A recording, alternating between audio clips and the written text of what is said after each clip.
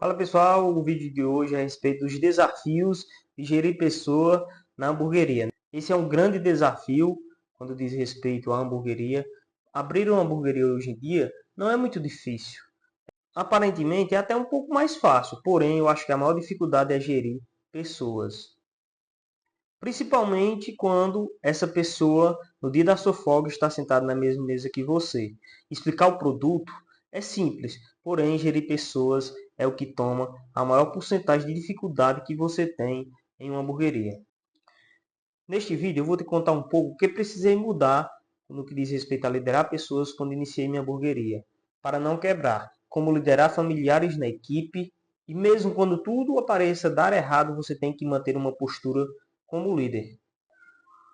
E uma das primeiras coisas que eu tive que mudar, eu acho que é um dos erros comuns em quem começa a trabalhar no ramo de hamburgueria, que é querer centralizar tudo, que é querer sufocar todo mundo achando que sei sobre todos os processos dentro da hamburgueria.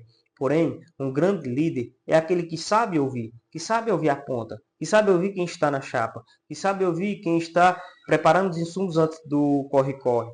É entender que no começo o impulso de querer dar certo, de querer ver as coisas acontecerem, pode te fazer querer exigir desde o atendimento do cliente no seu delivery a demais coisas. Porém, você tem que entender que ser líder não é simplesmente falar grosso, não é simplesmente falar mais alto para o seu funcionário.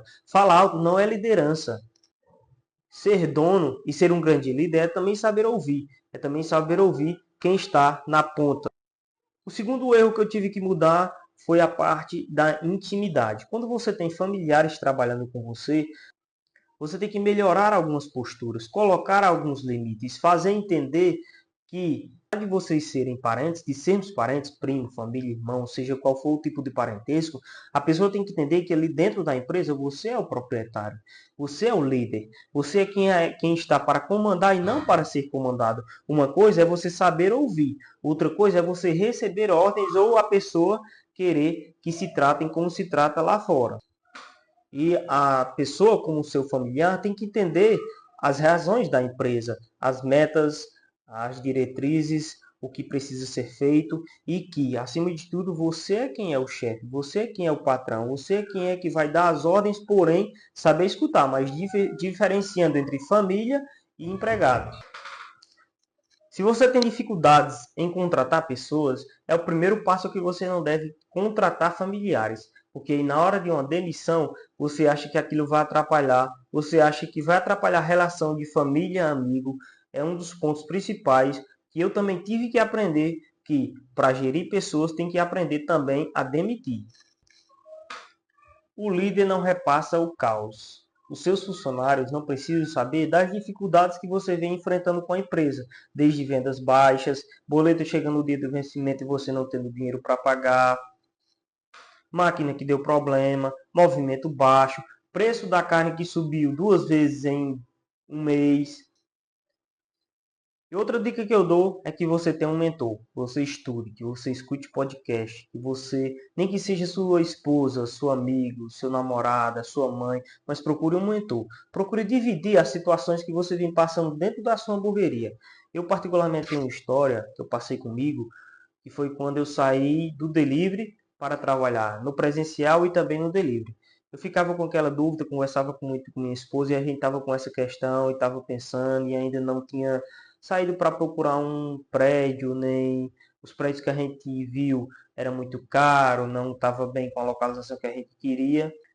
E aí, quando bateu em mente, eu disse para minha esposa que eu iria perguntar a opinião de outra pessoa. E eu pedi a opinião de duas pessoas. E esses dois networks foram fundamentais para que eu pudesse dar o próximo passo. Primeiro, que me ajudou muito na localização e no aluguel do prédio que estamos até hoje. Segundo, foi no incentivo para poder eu memorizar o que precisava e tirar o plano do papel. Porque muitas vezes você planeja muito, escreve, coloca as metas, mas não faz, não age.